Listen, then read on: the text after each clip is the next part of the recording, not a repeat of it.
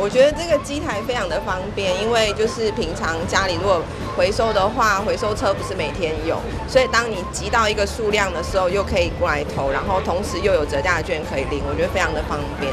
感觉这个用心真良苦，因为伊这耗资足济吼，足大笔的金额去做，用心足良苦的，伊转去回收物就搁再做，就搁足济过程。这个拢是人员用心的所在，甲因用心对环保的一种概念，去推广。这么良好的政策，也是大家都应该要共襄盛举的。台南市的智慧回收岛从106年开始启用以来，受到各界的好评也很多人的广泛使用。那一年大概可以回收到100万个。那全新升级的重点包括，我们这是可以从以前的8小时的服务，现在变成24小时的服务。那民众随时有需要都可以来使用我们这个智慧回收岛。另外呢，它也加大了后端的这个储存装置最多可以回收到这个保特瓶有4万只的容量。另外还有这个玻璃的回收是全南部第一座的这个玻璃的自动回收机那欢迎市民踊跃来使用。掌握市政3分钟，台南进步向前冲。资源永续一向是我们推动环保理念的一个重要的一个目标。那非常感谢我们民间企业有这样子的一个用心，能够把这个宝贵的用地然后跟我们资源回收业者合作。我记得在我背后的这个资源回收机器，在当年刚开始的时候，他们是从罗马尼亚来的所以是台商在罗马尼亚推动资源回收，相当卓然有成以后，把这个经验带回来台南。而这经过几年下来，已经让很多台南的市民朋友们非常的接受这样的模式，把家中的资源或是铝罐投入这边的这个资源回收机器，然后换取那个折价券 coupon， 那可以在我们的这个量贩业者能够在这边能够使用。那我真的非常感谢我们企业的这个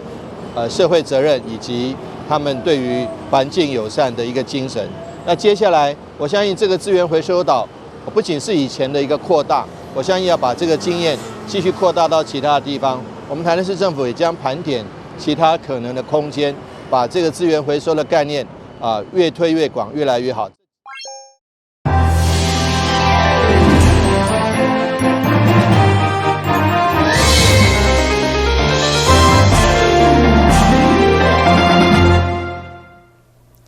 你好，是各位欢迎收看中嘉台南电视新闻，下面有一连串的新闻报道，带大家做回来关心。明年台南就迈向18档的时，其中有一天代表台南甲英国皇家艺术学会演出，同时嘛是伦敦苏富比艺术学院亚洲总监的 Katie Hill 博士签署合约，除了促进彼此古长文化交流的机会。就在台南推动艺术产业升级，拢有实质的意义。今天是我们很大的荣幸，尤其是我们明年即将庆祝建成，庆祝台南400年所以说对我们特别有意义。那能够跟我们这个这么重要的英国皇家学院艺术院院士，也是伦敦苏富比学院艺术学院亚洲总监的Katie Hill 女士博士，能够有这个机会一起签订备忘录，那能够让许多文化上的交流以及馆藏中间可以互相有交流的机会，这里我们是非常非常的感谢，也希望能够珍视这个机会，能够促进台湾跟苏富比公学院亚洲总监的交流，那也希望说将来能够建立好的这个互动模式，长长久久。双方伫签约以后嘛，互相赠送纪念品。会中台南市美术馆馆长林秋芳等贵宾嘛拢到场见证。宣告2024年台南48活动起跑，迎向后一个100年远景的重要里程碑。台南新闻军及林根采访报道。阿公阿嬷今日特别西装打扮，就是为了引导又搁水水来踅美术馆。会流出的成中，是因为这是因今生首次入来到台南市美术馆参观。毋捌来过吼，毋捌来过。啊，你感觉遮有水无？连面要去看这展览有啥物心情？欢喜的心情。今有欢喜无？欢喜啦吼。连面想要去看啥物？四界行行。四界行行。对于一般人来讲，踅美术馆可能袂造成太大负担。但对着这无碗无裤的长辈来讲，根本是无法度完成的梦想。华山经会中西区站长吴品仪，这次就特别将港运大会办伫咧美术馆内，联动真侪长期支持经会的朋友，做伙陪长辈看展览。有那个做图店吼，感谢咱华山基金会会当共同来服务咱中西区遮的长辈啦吼，而且吼感恩啦吼，所以讲吼感谢啦吼。这馆吼美术二馆其实非常的夯啊，就是讲每个月都有差不多超过要1万应该要2万的人。台南 A 中西站已经在地设立满15周年的时间，服务期间也服务超过将近270位的个案。今天透过感恩茶会的活动，就是希望说可以带我们服务的山师老人一起出来走一走。那主要呢是因为我们中西区的美术馆呢，已经在地成立将近3年的时间了。那这3年也因为疫情的问题，相信也有很多服务的阿公阿嬷都没有走进来过。那主要呢，今天也是希望透过这个感恩茶会，带他们出来感受文艺的气息，然后就是回味旧时的美好时光。那华山基金会呢，也邀请在地的爱心单位以及厂商都可以跟我们一起加入爱老人的行列。华山经会秉持着在地服务，伫全国各县市设立将近400个爱心停山站，免费提供适医、适龄、适地等3C长辈服务，以乡亲帮助乡亲的服务理念，建立社区互助自助模式，一同打造长辈得力的厝。经会也欢迎社会上有爱心有能力的朋友，做伙加入经会志工的行列。记者张世伟采访报道。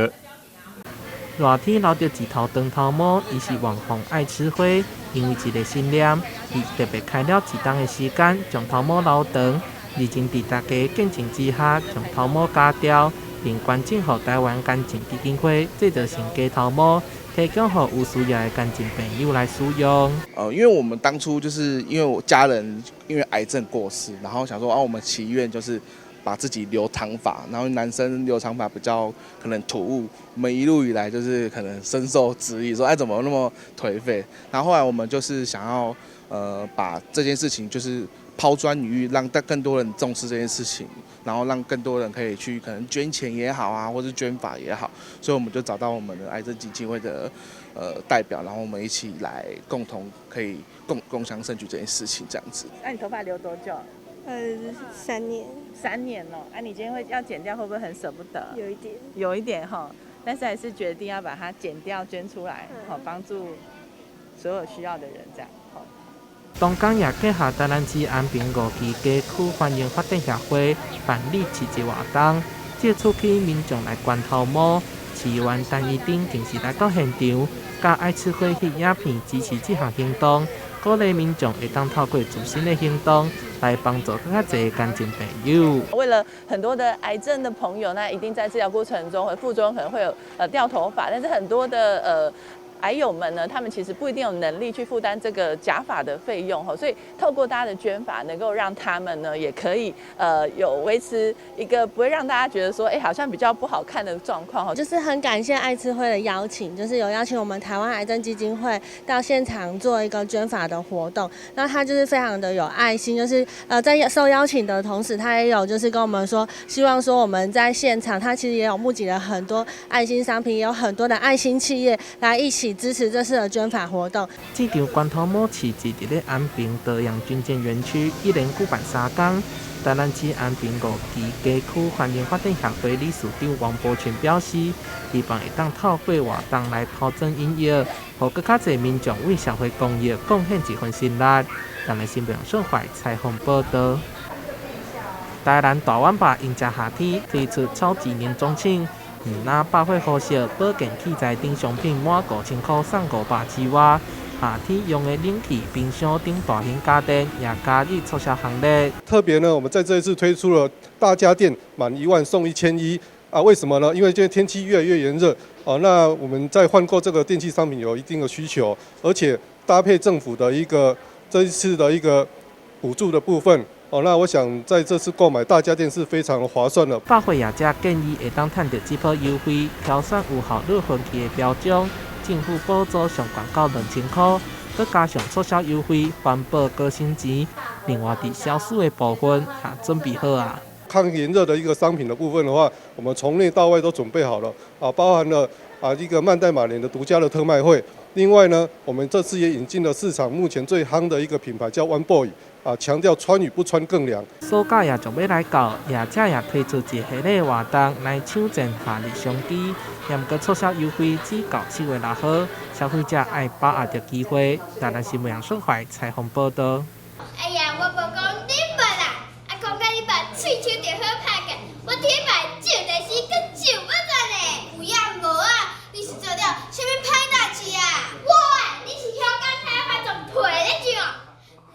今年参加健康促进斗阵行打出国比赛，得到第1名的大公国小，2位参赛选手个性完全无同，透过个人鲜明的特质，运用反差萌的展演，将珍惜健保资源的行为，以接地气的方式融入于主题，透过自然又够趣味的表演，宣传健康促进的议题。大光国小很荣幸今年当选为我们那个全民健保的种子学校，所以我们就用大吹购，还有语文竞赛、绘画比赛、桌游闯关等等来推动全民健保的这个议题，让全民健保深植在我们小孩子的心中，那也让孩子在全民健保可以落实在生活当中。那我们健康促进6大一体归功于我们的那个组长他非常热心的推动，那也带动全校的老师一起投入。那我们也结合社区的医疗资源，像台南医院、青美医院，还有嘉南药理大学，还有我们的药师工会，还有消防局、警察局共同来推动，然后来宣导，并且来办理营队。那我们特别在健康促进的那个健康体位的部分，那学校为了推动，也办理非常多的运动性的社团像篮球、扯铃、跳绳，还有太极、武术、独轮车等等。那让孩子都热爱运动，而且把那个健康体位都做得非常的到位。那这是我们学校在健康促进这边所做的这个努力。台南市教育局表示，随着疫情趋缓，打出国今年恢复实体比赛，今年报名情形更胜以往。参赛学校伫内容创意、道具服装准备、选手口语以及肢体表现拢真优秀，显示出学校的用心。非常感谢各参赛学校教师的辛劳，透过比赛不但会当培养学生唱台表演打识，更会当提升健康智能。记者张世伟采访报道。由议员林美燕号召发起，寒暑假南区甲安平区绿色学童免费营养午餐的资助计划，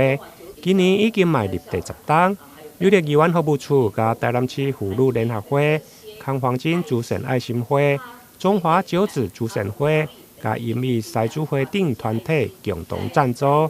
预计帮助南区甲安平区总共18间高中甲国中小，大约300位学童受惠。2015开始的时候就是我们启动了爱心，结果一路走来，我们从来不会因为时间我们把爱心减少了，没有。我想我们一直累积的我们这些爱心，把小爱化为大爱。而且本来是每一年的，我历史都讲的，刚开始那时候100几个尔嘞，然后还有200多，竟然300多。去年因为疫情400多，400几个。400几个协同，是的，所以每一年的寒暑假，尤其在暑假，我们这个就是协同的营养午餐，实际上每一个人都压力蛮大的。去年100几万，刚才暑假一个暑假开100几万100多万，照顾这些协同，真的再给这所有单位再一次肯定，也再次说谢谢。守护孩童的健康也一直是我们台南市妇女联合会我们觉得是我们的这个善尽的一个社会责任。那我们这样行之有年我觉得说大家也都很关注这样子的一个捐赠爱心营养午餐的一个活动，所以前几天呢，我就有接到电话，理事长今年营养午餐刚是要开始敢不是当时当交钱我们要关钱，所以我就觉得满满的感动啦就觉得说大家真的都是非常用心的在关注这样的一个活动，守护我们孩子的一个健康，然后大家都觉得说像是这样子的一个社会责任的义务，是他们非常开心愿意去付出的。今年的暑假对7月3号到8月29，总共42天，将分别伫国民路、湾里、甲盐埕议员的服务处，以及台南市议会等4个所在来发放便当。另外，为了鼓励学生养成爱惜食物的好习惯，今年8方建设还佫提供伴手礼，只要学生莫无缘无故无来领便当，就能够顺利领取伴手礼。台南新闻林根采访报道。等环地小青皮蛇带状疱疹，除了皮肤顶的红疹甲水泡像蛇同款的形状，也有伴随神经痛痛。器官痛苦的程度，根据医生表示，甚至比生囝其他是骨关节炎较痛。加上疱疹以后的神经痛嘛真歹治疗，或者这患者想要去民俗疗法斩皮蛇。对此医生提醒，这款做法不止无法度改善，也有恶化感染的风险。这个民间上面会斩皮蛇，意思就是说皮蛇对民间来说是个非常困扰的一个疼痛的一个疾病啦。那所谓斩皮蛇，有一些是仪式上面的，可能拿着刀子在你旁边绕一圈，用一些草希望把这样子的一个蛇这个可以斩掉。但是有一些可能会在你的这个皮肤病灶上面做一些民俗疗法，那这个部分就是要非常的注意因为我们当有长皮蛇的时候，这个皮肤的病变都有可能会有一些感染的状况，一定要适时的到皮肤科医师或者是家庭医学科医师去做咨询，做这个正统的这个西医的治疗，才不至于说造成皮蛇扩散，或者是说引发次发性的细菌性感染。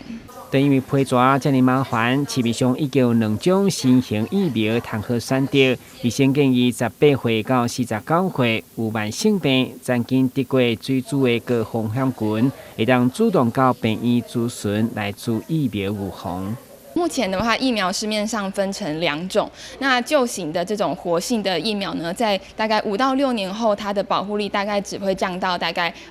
3-4成左右。但是如果是新型的疫苗呢，它虽然需要施打2剂，价格虽然比较昂贵，但是呢，它目前研究10年呢，都还可以达到8-9成的保护力，这是非常不容易的一个研究的一个发明。那对于老人家来说我们不用常常去施打疫苗，只要打1次就可以延长到10年的保护力，甚至是说我们的免疫模型去统计发现，也可以延长到20年的保护力，这些都有待研究去继续的证实但是可以放心，目前新型的疫苗保护力是非常的足够的。医生以37岁到72岁妇人人，因为困眠不足、免疫力下降以及慢性病，拢患着皮蛇为例，好民众避免皮蛇上好的方法就是注疫苗。台南新闻军籍林英根采访报道。一栋28层的住宅大楼在左营区从10里拔地而起，附近还有好几处空地，也可能盖出这样高的大楼。里长指出，里内腹地不大，又靠近军港，人口一下子多出近万人，将会是一项灾难。如果说今天真的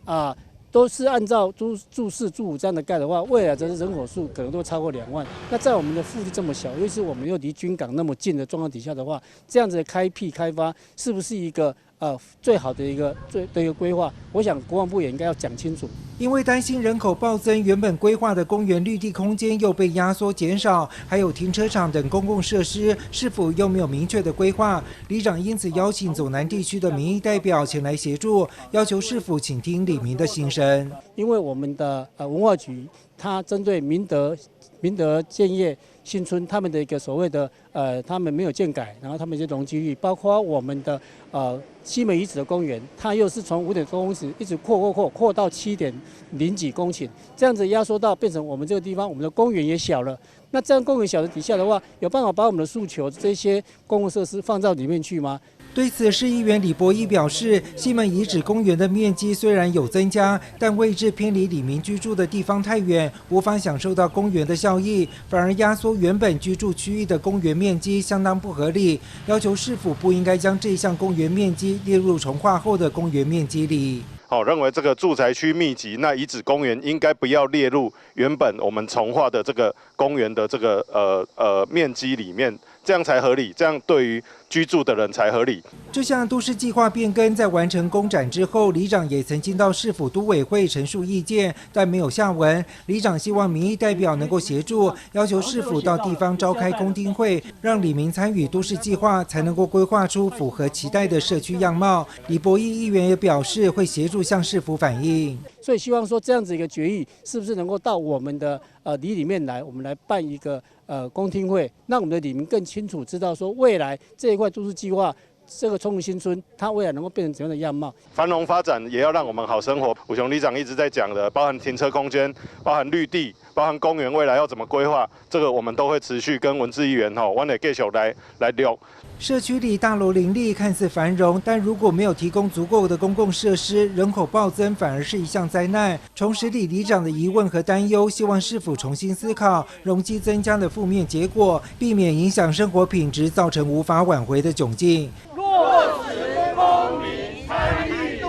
市计划。记者赖昌邦高雄报道。第3位刘子谦同学，子谦同学展现了创意思维，他经常能提出新的点子。离别的乐曲声响起，随着家人的脚步进入毕业典礼会场，这些是桃园市大园区陈康国小的应届毕业生。因应桃园航空城计划的开发，学校将在明年裁撤废校。学校为了给这群毕业生留下最珍贵的回忆，不仅让他们打扮成空服人员参加毕业典礼，典礼现场的在校生学弟妹还准备了非洲鼓表演来欢送毕业的学长姐，让充满离别气息的毕业典礼多了份欢快的氛围。很开心，但是也有点就是小难过，因为就是要离开1到6年级陪伴的同学。很开心是可以即将进入新的一个路程。有期待，也有追梦的感觉，就是会担心说可能会适应不了，然后就有可能会导致学习上的一些落后，因为毕竟陈康是小学校，如果进大校的话，竞争力会更强，所以要加油。就还蛮担心的，因为学弟妹的都还在这里，会怕他们跟不上课业，因为每一个家长都说那个。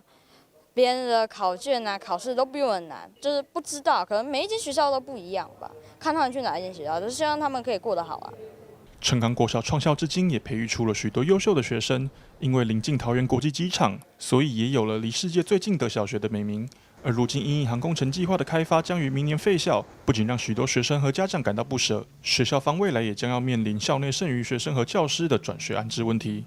其实陈康国小其实这么多年来要废校，其实对我们家长来讲有点很不习惯，因为酝酿了那么久，我们也一直在问到底什么时候要迁校。我们这边旁边迁走很多的大家的很多的人都迁走，所以这边学生是越来越少的情况下，这个校长还愿意一直办下去，我们当时很感谢校长。这次来参加我们陈康国小的毕业典礼，心中有无限的感慨，因为航空城启动搬迁，那为了配合国家的重大建设，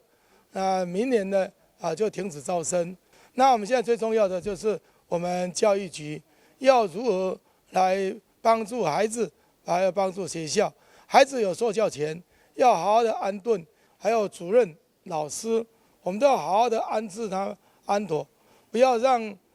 这个废校了以后老师、校长、主任呢就没有一个好的一个教学场所，这是不应该的。陈康国小校长也承诺，在明年废校之前，将会妥善安顿好每位学生及老师，而在最后这1年里，也绝对不会马虎每位学生的受教权，将会投注所有的教育资源到最后一刻。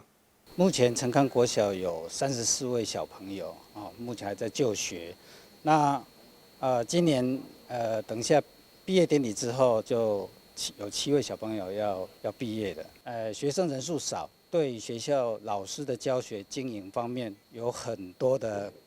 困境。不过学校一定会秉持着我们教育的理念，让孩子学到最好的受教不会辜负他们。我们明年废校之前，我们会把所有的该安置的、该安顿的学生跟老师都做一个妥善的安排。虽然待了许久的学校即将废校，但每位毕业生都还是挂起最灿烂的笑容来向学校道别，因为他们知道学校建筑虽然不在了，但陈冈国小最美丽的风景会永远留在他们心中。记者王安成桃园报道。非常感谢收看中嘉台南电新闻，我是顾文杰，咱再会。